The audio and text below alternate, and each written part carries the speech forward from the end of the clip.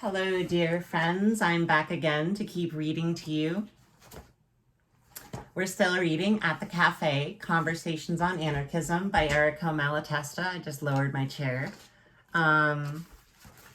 We left off at 16, so there's only 16 and 17 left, and then we'll be done with this. Then we're going to read some stuff related to post-leftism. And Sterner, I guess. 16. Pippo, war cripple, it says. I've had enough. Please allow me to tell you that I am amazed, I would almost say indignant, that even though you possess the most diverse opinions, you seem to agree in ignoring the essential question, that of the fatherland, that of securing the greatness and the glory of our Italy. Prospero, Cesare, Vincenzo, and everyone present, other than Giorgio and Luigi, a young socialist, uproariously protest their love for Italy, and Ambrosio says on everyone's behalf, in these discussions we have not talked of Italy as we have not talked of our mothers. It wasn't necessary to talk about what was already understood, and what is superior to any opinion, to any discussion. Please, Pippo, do not doubt our patriotism, not even that of Giorgio. But no, my patriotism can certainly be doubted because I am not a patriot. Same hat, man, same fucking hat.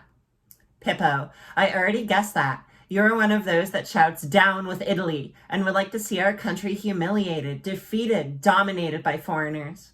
Giorgio, but not at all. These are the usual slanders with which our opponents try to deceive the people in order to prejudice them against us. I don't rule out there being people who in good faith believe this humbug, but this is the result of ignorance and a lack of understanding. We don't want domination of any kind, and therefore we could not want Italy to be dominated by other countries, just like we don't want Italy to dominate others. We consider the whole world as our homeland, all humanity as our brothers and sisters. Therefore, for us, it would simply be absurd to wish to damage and humiliate the country in which we live, in which we have our dear ones whose language we speak best, the country that gives us the most and to which we give the most in terms of the exchange of work, ideas, and affection. Ambrosio, but this country is the fatherland that you continually curse. Giorgio, we don't curse our fatherland or anyone else's country. We curse patriotism, that which you call patriotism, which is national arrogance. That is the preaching of hatred towards other countries, a pretext for pilling people against people in deadly wars, in order to serve sinister capitalist interests and the immoderate ambitions of sovereigns and petty politicians. You can put in nationalism for patriotism here. You know, they're like equivalent. If someone says they're a deep patriot, they're also like, I'm a deep nationalist. Nationalist just has more fascist connotations, but these are the same thing. Vincenzo, easy. You are right if you talk of the patriotism of a great many capitalists and a great many monarchists for whom the love of the country is really a pretext. And like yourself, I despise and loathe those who don't risk anything for the country, and in the name of the fatherland enrich themselves in the sweat and blood of workers and honest folk from all classes. But there are people who are really patriots, who have sacrificed and are ready to sacrifice everything, their possessions, liberty, and their life for their country. You know that Republicans have always been fired by the highest patriotism, and that have always met their responsibilities squarely. Giorgio, I always admire those who sacrifice themselves for their ideas, but this does not stop me seeing that the ideals of the Republicans and the sincere patriots, who are certainly found in all parties, have at this point become out of date and only serve to give to governments and capitalists a way of masking their real aims with ideals and swaying the unconscious masses and the enthusiastic youth. Vincenzo, what do you mean out of date? The love of one's country is a natural sentiment of the human heart and will never become out of date. Giorgio, that which you call love of one's country is the attachment to that country to which you have the strongest moral ties and that provides the greatest certainty of material well-being. And it is certainly natural and will always remain so, at least until civilization has progressed to the point where everyone will de facto find their country in any part of the world. The country of humanity. But this has nothing in common with the myth of the fatherland, which makes you consider other people as inferior, which makes you desire the domination of your country over others, which prevents you from appreciating and using the work of so-called foreigners, and which makes you consider workers as having more in common with their bosses and the police of their country than with workers from other countries with whom they share the same interests and aspirations. After all, our international cosmopolitan feelings are still being developed as a continuation of the progress already made. You may feel more attached to your native village or to your region for 1,000 sentimental and material reasons, but it does not mean that you are parochial or tied to your region. You pride yourself on being Italian, and, if the necessity arises, you would place the general interests of Italy above regional or local interests. If you believe that broadening the notion of one's country from commune to nation has been on advance, why stop there and not embrace the entire world in a general love for the humankind and in a fraternal cooperation among all people? Today, the relations between countries, the exchanges of raw materials and of agricultural and industrial products, are already such that a country which wished to isolate itself from others, or worse, place itself in conflict with others, would condemn itself to an attenuated existence and complete and utter failure. Already there is an abundance of men who, because of their relationships, because of their kind of studies and work, because of their economic position, consider themselves and truly are citizens of the world. Moreover, can't you see that everything that is great and beautiful in the world is of a global and supernatural character? Science is international, so too is art, so too is religion, which, in spite of its lies, is a great demonstration of humanity's spiritual activity. Okay, this is like a brief-ass aside, but as a deeply religious person, you know, I am eternally exasperated by the anti-religious sentiment. I get it. Most, I would even say the vast majority of religious institutions, maybe all religious institutions, depending on how you define institution, are hierarchical and, like, at a minimum, opposed to anarchist methods of structuring the way in which we relate to one another. But also, like, I've seen some dumb fucking takes from people. They're like, in an anarchist future, no one will be religious at all. And I'm like, how do you intend to accomplish that? Are you going to kill 80% of the world population? Because the majority of humans are religious or spiritual in some sense, man. Like, the fuck's your plan there?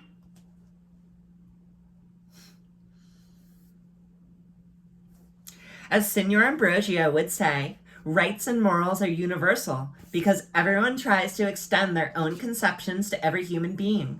Any new truth discovered in whatever part of the world, any new invention, any ingenious product of the human brain is useful, or ought to be useful to the whole of humanity.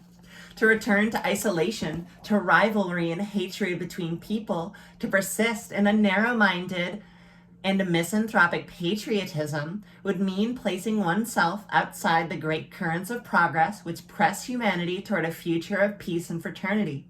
It would be to place oneself outside and against civilization. Anti-civ anarchists are like furiously typing at the keyboard right now. Too bad I disabled comments. You can ping me on Rattle. We can have a discussion. Certainly, usually the way in which anti-civ anarchists define civilization is, I think, different than the way in which Malatesta is, like, indicating it here.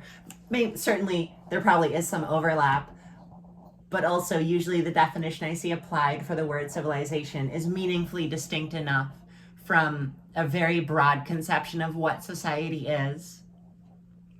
Césaire, you always speak of peace and fraternity, but let me ask you a practical question. If, for instance, the Germans or the French should come to Milan, Rome, or Naples, I think it's Naples, to destroy our artistic monuments and kill or oppress our fellow countrymen, what would you do? Would you be unmoved? Giorgio, whatever are you saying? I would certainly be extremely distressed and would do whatever I could to prevent it. But note this well. I would be equally distressed and, being able, would do everything to prevent Italians going to destroy, oppress, and kill in Paris, Vienna, Berlin, or Libya. Césaire, really, equally distressed? Equally? Giorgio, perhaps not in practice. I would feel worse for the wrongdoings done in Italy because it's in Italy I have more friends. I know Italy better, and so my feelings would be deeper and more immediate. But this does not mean that the wrongdoings committed in Berlin would be less wrong than those committed in Milan. It is as if they were to kill a brother, a friend. I would certainly suffer more than I would had they killed someone I did not know, but this does not mean that the killing of someone unknown to me is less criminal than the killing of a friend. Absolutely, my dude. We're all one big human family. And really, if you get woke enough, we're all a family of living beings. Shout out to my cow people. You know who you are. You don't watch YouTube usually, but if a cow is ever watching YouTube, and for some reason you're watching this video, I hope you stop getting genocided. Anyway. Pippo. But what did you do to stop a possible invasion of Milan by the Germans? Giorgio, I didn't do anything. Actually, my friends and I did all we could keep out of the fray because we were not able to do what would have been useful and necessary. Pippo, what do you mean? Giorgio, it's obvious. We found ourselves in a position of having to defend the interests of our bosses, our oppressors, and having to do so by killing some of our brothers, the workers of other countries driven to the slaughterhouse, just as we were by their bosses and oppressors, and we refused to be used as an instrument of those who are our real enemy, that is our bosses. If, firstly, we had been able to free ourselves from our internal enemies, then we would have been able to defend our country and not the country of the bosses. We could have offered a fraternal hand to the foreign workers sent against us, and if they had not understood and had wished to continue to serve their masters by opposing us, we would have defended ourselves. This is a phrase he keeps saying, we would defend ourselves. It's a good one. It's a good one. Make a solid ass tattoo. We would defend ourselves. Or maybe we will. Make it like operative. If anyone would like to get "We will defend ourselves" tattooed on a bullet casing on their leg, I do budget quality tattoos for budget lifestyles. I'm not a tattoo artist, but if I was, that would be cool. Ambrosio, you are only concerned with the interests of the workers, with the interests of your class, without understanding that the nation is above class interests. There is some sentiment, some tradition, some interest that unite all people of the same nation, despite differences in their conditions and all the antagonisms of class. Me, when I have my blowhigh, I think I actually pronounced the shark. You know if you're part of my nation, you know, the nation where all the hot people come from.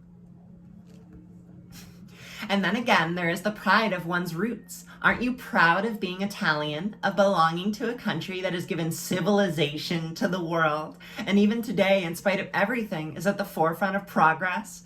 How is it you do not feel the need to defend Latin civilization against Teutonic barbarity? Bruh just stood up colonialism. Oh God. Giorgio, please, let's not talk about civilization and the barbarism of this or that country. I can immediately say to you that if the workers are not able to appreciate your Latin civilization, the fault is yours. The fault of the bourgeoisie that took away from the workers the means to educate themselves. How can you expect someone to be passionate about something about which you have kept them ignorant? But stop misleading us.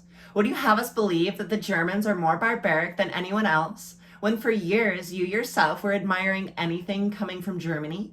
If tomorrow political conditions change and capitalist interests are oriented differently, you would once again say that Germans are at the forefront of civilization and that the French or the English are barbarians.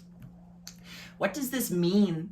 If one's country finds itself more advanced than another, it has the duty to spread its civilization, to help its fellows who are backward and not profit from its superiority to oppress and exploit, because any abuse of power leads to corruption and decadence. I'm a little wary of this because I feel like it's this kind of paternalistic, well, we went to the Middle East to make those people free and steal their oil. But, like, I also don't think the sentiment he's expressing here, if you interpret it in good faith, is like totally off base, right? Like if I'm in the commune of potatoes or something, and we have a lot of potatoes, and then the commune of the steel guitar next door is like really hungry or something, I would feel it's our like duty to like teach the commune of the steel guitar how to farm potatoes efficiently. That just seems like, you wouldn't go over there and like put them at gunpoint and be like, grow potatoes, motherfuckers. But you'd be like, you'd want to civilize them in the sense of teaching them effective farming practices. But that's a thing that is also sort of like demanding of like consent beforehand. Ambrosio. But in any case, you do at least respect national solidarity, which must be superior to any class competition. Giorgio. I understand. It is this pretense of national solidarity which particularly interests you, and it is this which what we struggle against in particular. Either the typing or the translation on this occasionally is just could be a little improved. But I understand, I write shit and I fuck up like that all the time. National solidarity means solidarity between capitalists and workers, between oppressors and oppressed. In other words, acquiescence by the oppressed to their state of subjection. The interests of the workers are opposed to those of the employers, and when in special circumstances they find themselves temporarily in agreement, we seek to make them into antagonists. Given that human emancipation and all future progress depend upon the struggle between workers and owners, that must lead to the complete disappearance of exploitation and oppression of one person by another. You still try to deceive workers with the lies of nationalism, but in vain. The workers have already understood that the workers of all countries are their comrades, and that all capitalists and all governments, domestic or foreign, are their enemies. And with this, I will say good evening. I know that I haven't convinced neither the magistrates nor the proprietors who have listened to me, but perhaps I haven't spoken in vain for Pippo, Vincenzo, and Luigi, who are proletarians like myself. This is a really important point here, that auspices of country, nationalism, and patriotism serve a crucial function to maintaining state oppression by getting groups who are otherwise in a relationship of oppressor and oppressed to see themselves, or for the oppressed class to associate itself with the oppressor class and seeing themselves as like in the same bucket. It's a lot of where the like temporarily embarrassed millionaire stuff comes from in terms of how a lot of Americans view themselves. Because they, under the auspices of nationalism and like government, they see themselves as in the same bucket or in the same group or category as Elon Musk.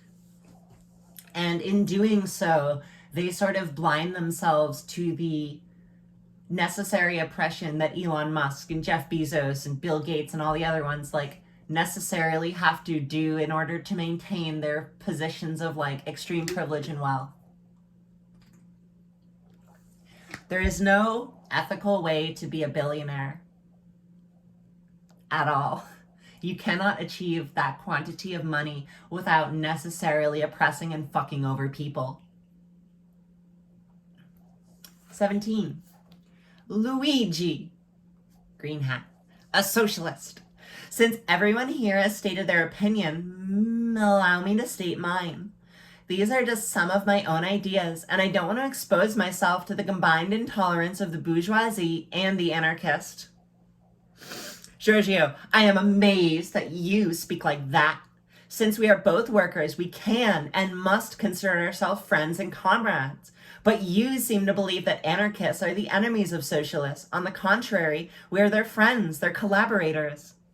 Even if many notable socialists have attempted and still attempt to oppose socialism to anarchism, the truth is that if socialism means a society, or the aspirations for a society in which humans live in fellowship, in which the well-being of all is a condition for the well-being of each, in which no one is a slave or exploited, and each person has the means to develop the maximum extent possible, and to enjoy in peace all the benefits of civilization and of communal work, not only are we socialists, but we have the right to consider ourselves the most radical and consistent socialists. After all, even Signor Ambrosio, who has sent so many of us to gaol, I think that's another word for prison, Gaol. He means some kind of legal punishment. Knows we were the first to introduce, to explain, and to propagate socialism. If little by little we ended up abandoning the name and calling ourselves simply anarchist, it was because there arose alongside us another school, dictatorial and parliamentary, which managed to prevail and to make of socialism such a hybrid and accommodating thing that it was impossible to reconcile with our ideas and our methods a doctrine that was repugnant to our nature.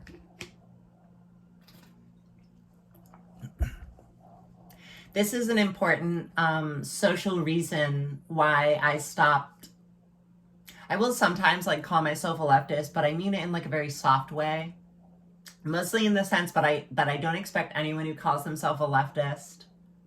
Rather, I don't expect most people who call themselves leftists to want to hate crime me as a trans person. You know, the Marxist-Leninists might hate crime me as an anarchist, but I would be surprised if they hate crime to me for being trans. And that's why a lot of anarchism, especially in the last 50 years, as there's been a growing post-leftism thing, or some people have called it post-anarchy, but more common, I think more accepted, is post-leftism, is that because anarchism is meaningfully and noticeably distinct from other groups that brand themselves leftists, that it is more effective and clear and meaningful to assert that anarchism is not leftism, but is its own kind of ideology. And sure, you could maybe place it in relation to leftist ideologies like Marxist-Leninism, anarchism is not libertarian Marxism. Anarchism is anarchism. Anyone telling you it's libertarian Marxism is lying. Or they're misinformed. Ideally, good faith interpretation, they're just misinformed. When I read Anarchism's Evolution, that was literally Malatesta repudiating that specific point over 100 fucking years ago.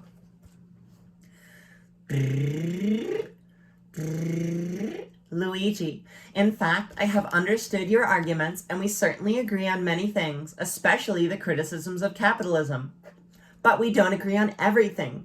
Firstly, because anarchists only believe in revolution and renounce the more civilized means of struggle that have replaced those violent methods which were perhaps necessary once upon a time. And secondly, because even if we should conclude with a violent revolution, it would be necessary to put in power a new government to do things in an orderly manner and not leave everything to arbitrary actions and the fury of the masses. Giorgio, I just want to point out that if Luigi's methodologies worked here, would we still be where we are 100 years later? I think if those methods worked, we wouldn't be. But we're still in the same fucking position, man. Sure, some cultural things have changed. It is easier, broadly, to be queer now than it was 100 years ago, but it is not. We're still living under capitalism, bruh. Giorgio, well, let's discuss this further. Do you seriously believe that it is possible radically to transform society, to demolish privileges, throw out the government, expropriate the bourgeoisie without resorting to force? I hope that you don't delude yourself that owners and rulers will surrender without resistance, without making use of the forces at their disposal, and can somehow be persuaded to play the part of the sacrificial victims. Otherwise, ask these gentlemen here who, if they would get rid of you and me with a great pleasure and with great speed. Luigi, no, I don't have any of those illusions, Mario. But since today the workers are the great majority of the electorate, and have the right to vote in administrative and political elections, it seems to me that if they were conscious and willing, they could, without too much effort, put in power people whom they could trust, socialists, and, if you want, even more anarchists, who could make good laws, nationalize the land and workshops, and introduce socialism.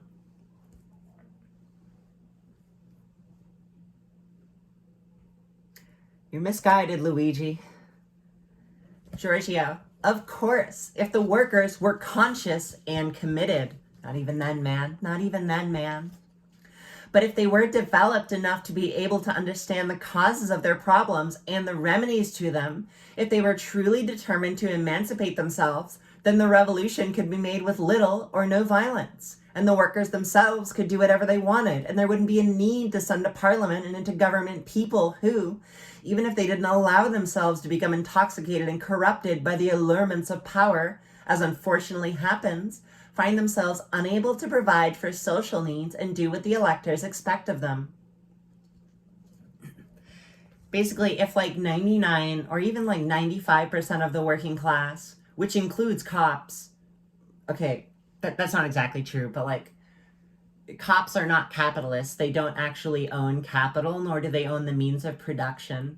That's why they are class traitors, because they are betraying the class of which they are a part, which is like the workers. So if 95% of all workers, which would include cops and people in the army, were to be like, let's do us an anarchy, there wouldn't really be violence because there'd be no one to fight against. They'd just be like, all right, cool, let's do it. Like, Elon Musk and the Zuck are not going to fist fight their way into maintaining their like current power. The only way they're able to do that are with the arm of the police and the army supporting their institutions of intellectual and private property. But unfortunately, the workers, or the great majority of them, are not conscious or committed. They live in conditions that do not admit of the possibility of emancipating themselves morally unless there is firstly an improvement in their material condition. So the transformation of society must come about through the initiative and the work of those minority groups who, due to fortunate circumstances, have been able to elevate themselves above the common level. Numerical minorities which end up being the predominant force capable of pulling along with them the backwards masses. Look at the facts, and soon you will see that precisely because of the moral and material conditions in which the proletariat finds itself, the bourgeoisie and the government always succeed in obtaining from the parliament what suits them. That's why they concede universal suffrage and allow it to function. If they should see any danger of being legally dispossessed, they would be the first to depart from legality and violate what they call the popular will. Already they do this on every occasion the laws by mistake work against them.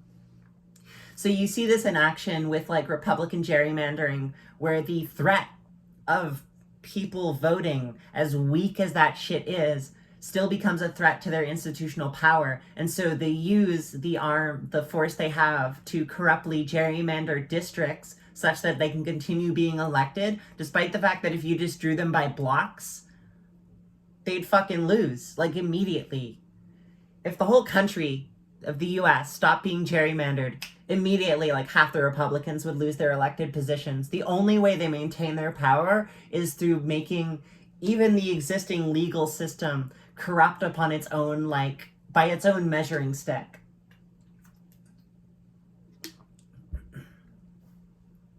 He also makes an important point here about, like, you don't actually need, like, a 90% anarchist majority in order to achieve astounding improvements in our quality of life and the way things are.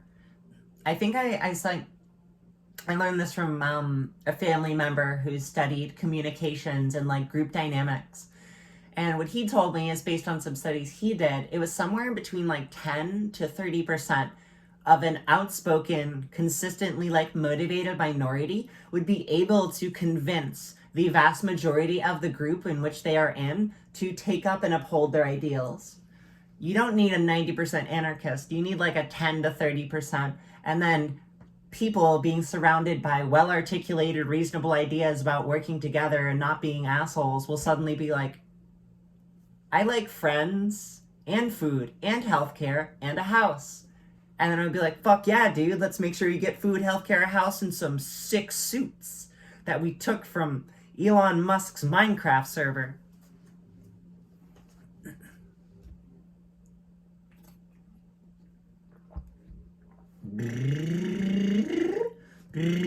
Luigi, you say this, but in the meantime, we see the number of socialist deputies is always increasing.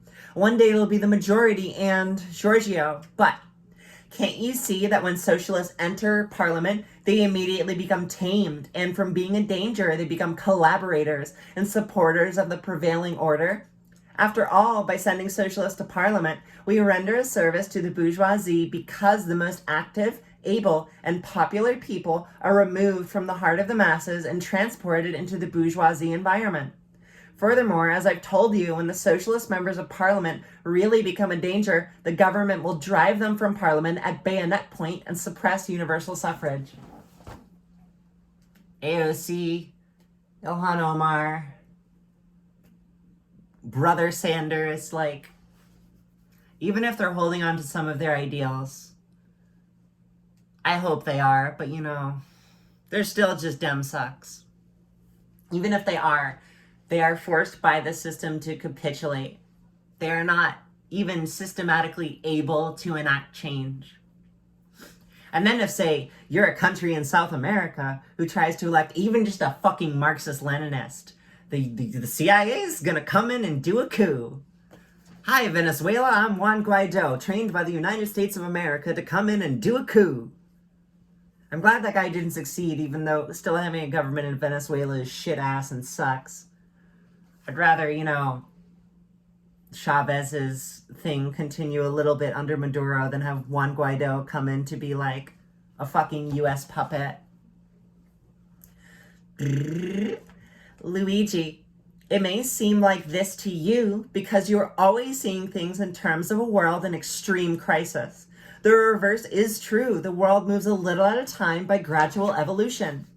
It is necessary for the proletariat to prepare to take over from the bourgeoisie by educating itself, by organizing itself, by sending its representatives to the bodies which decide and make laws.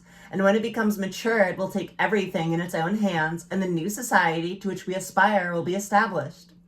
In all civilized countries, the number of socialist deputies is increasing, and naturally so too is their support among the masses. Someday they will certainly be the majority. And if then the bourgeoisie and its government will not give in peacefully and attempts violently to suppress the popular will, we will reply to violence with violence.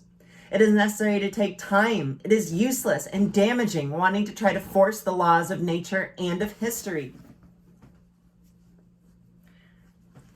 You see a parallel here. It's not an absolute parallel, but I think of this often when Martin Luther King wrote when he was writing a letter in prison about how the biggest obstacle to overcoming racism in the US was actually not the Ku Klux Klan or like white supremacists. It was the white moderates. The people who kept saying, you need to wait for a better season. You need to wait for a better time to press these issues. Because numerically speaking, there's way more of those people than there are KKK members. There's way more people willing to do nothing and let evil happen than there are people willing to set up and do a lynching. Which I feel like it's more frustrating in terms of like conversation. Because as wrong as Nazis and fascists are, often people on like the right are being duped into these ideologies because they start from a point of real and genuine suffering. They're pissed. They're mad because their life fucking sucks. There are things wrong with it. There are real things wrong with their lives. Their lives are not as free, as enjoyable, and like happy as they could be. And then they get swindled by fucking snake oil salesmen into thinking that it's Jewish people. It's like, no, dude, it's fucking not. It's literally not. You know his name. His name is Mark Zuckerberg. I'm pretty sure Mark Zuckerberg's not Jewish. It's Elon Musk, it's Jeff Bezos. It's not the Jews, man. We have the names of the people. They are listed in the fucking Fortune 500 companies, man. It's not They are not obfuscated. Their names are public. And so it's like, but they start from this position of like real and genuine grievance, and then they get swindled into blaming Black and brown people, into blaming Jewish people, into blaming queer people. And it's like, no, motherfucker, I and everyone else are not the people keeping you down. It's the people selling you the lies to keep you fighting people in your same economic class. Racism and queerphobia and hating brown people or immigrant workers is to keep capitalists in power. This is one of the there's other things that factor into this, but like racism itself, the concept of race was literally invented to justify slavery. Fucking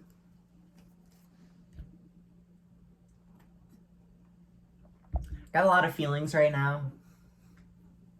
Going through some shit today. Giorgio. Dear Luigi, the laws of nature do not need defenders. They produce respect for themselves. People laboriously discover them and make use of their discovery either to do good or evil. But beware of accepting as natural laws the social facts that interested parties, in our case the economists and sociologists who defend the bourgeoisie, describe as such. As far as the laws of history, they are formulated after history is made. Let us first of all make history. The world moves slowly or quickly. It goes forward or backward as the result of an indefinite number of natural and human factors. And it is an error to feel confident of a continuous evolution which always moves in the same direction. In ancient Greece, it was quite fine to be a guy and have really gay sex with other guys. No one was going to disown you. No one was going to beat the shit out of you.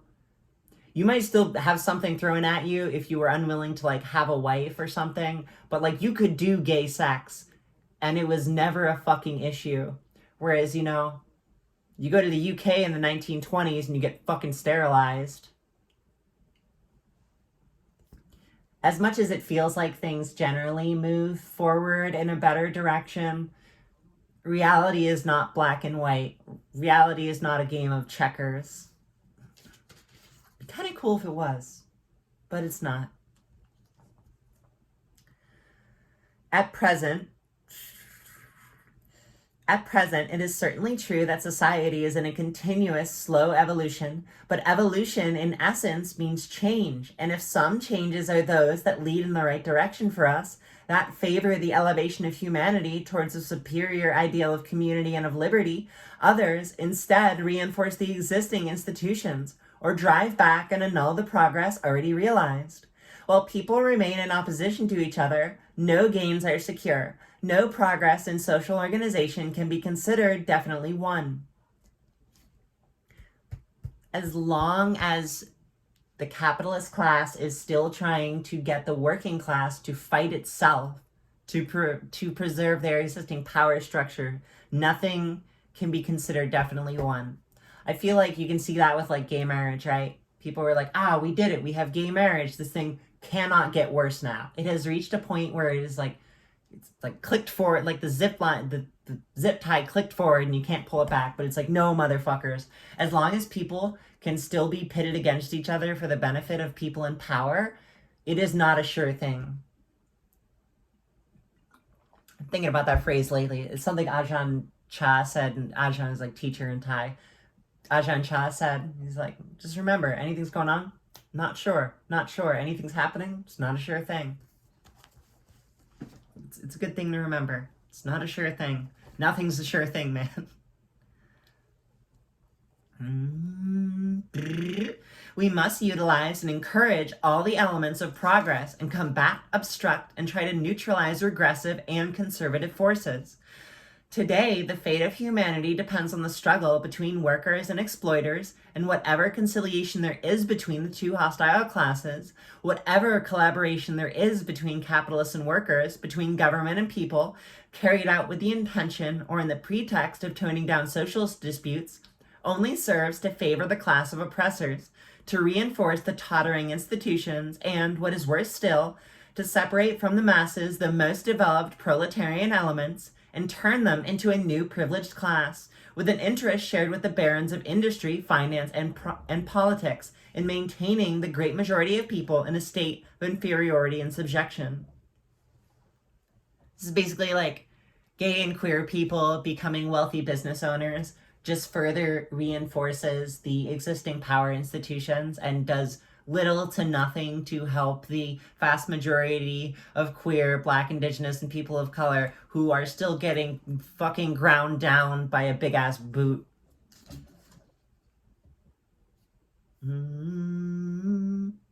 You talk of evolution and seem to think that necessarily and inevitably, whether people want it or not, humanity will arrive at socialism. In other words, a society created for the equal interest of all, in which the means of production belong to all, where everybody will be a worker, where everybody will enjoy with equal rights all the benefits of civilization.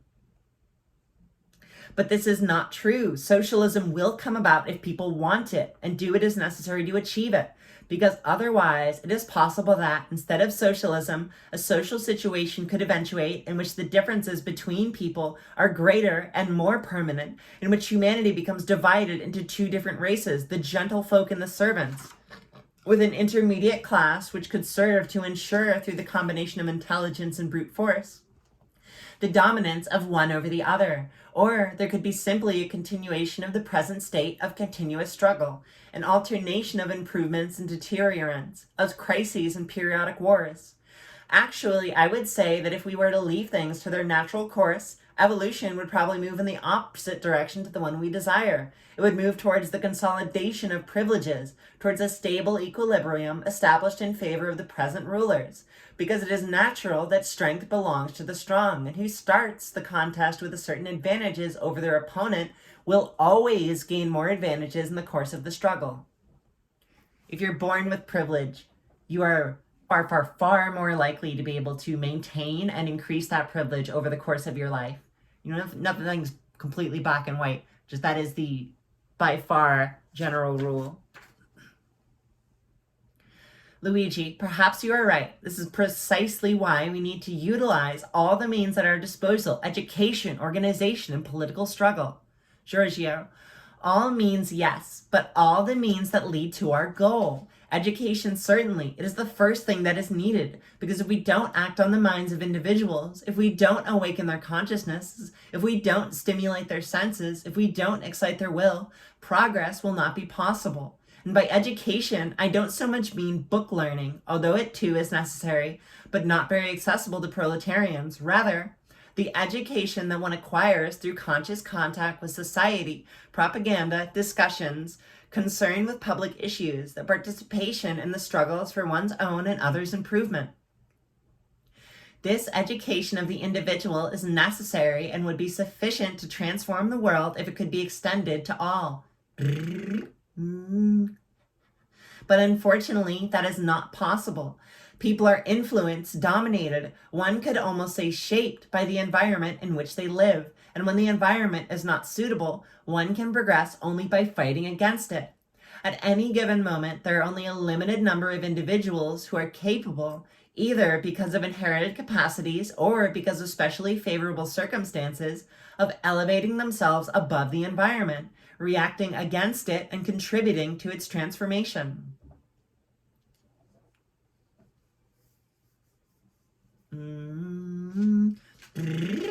This is why it is a conscious minority that must break the ice and violently change the exterior circumstances.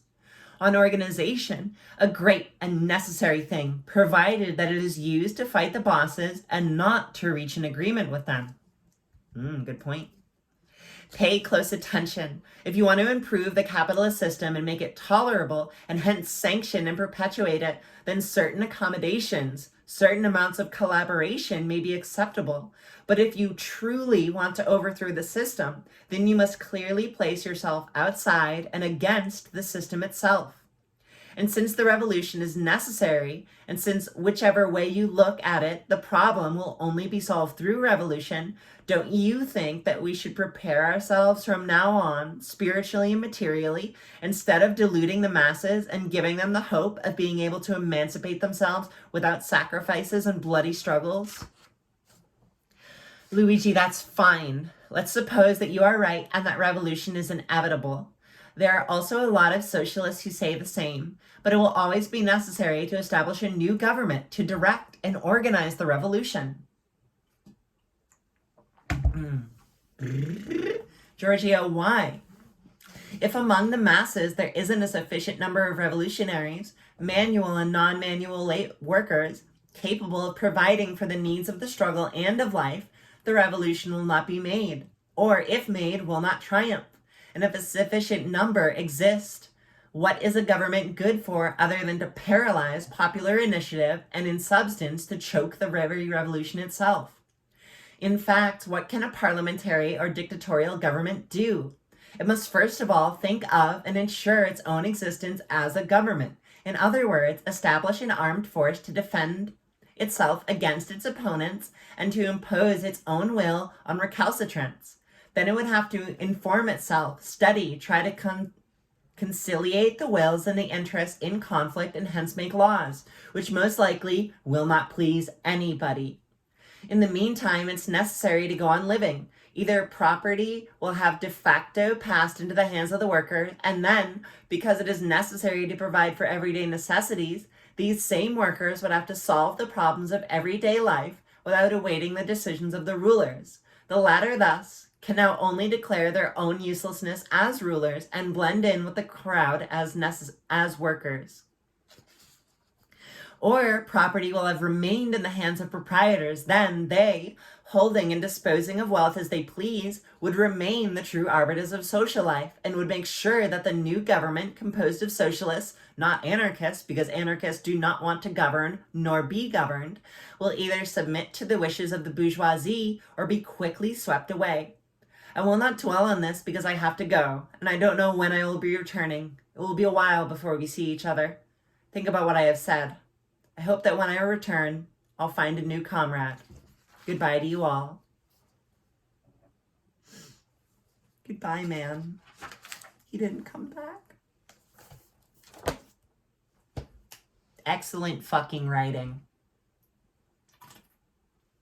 Really, really solid piece. I think this is probably like one of the best things to recommend to people who are like, who have both common objections to anarchism, and it's like easy to read. The dialogue and the back and forth, I feel like, directly addresses thoughts people have in their head. It's like written clearly. It's not hard. It's not like, I studied philosophy in school, and some of that shit, then and now, is fucking inscrutable for like a normal ass person. But I feel like I got a lot out of this. I mean, it's none of it's like incredibly new stuff, but it was like phrased in a, you know, the more you understand, the more ways in which you can understand the same idea, the more you can meaningfully enact it in your life. So go talk to your neighbors, go talk to your friends, bake a pizza together, drink espresso. I don't know what else Italians do. Drink espresso, eat pizza, lean on a tower. All right. Peace, y'all. Tomorrow we're probably going to be reading Post-Leftism in a Nutshell. And after that, I'm probably going to be reading this booklet on veganism as anti-colonial praxis. All right. Be well.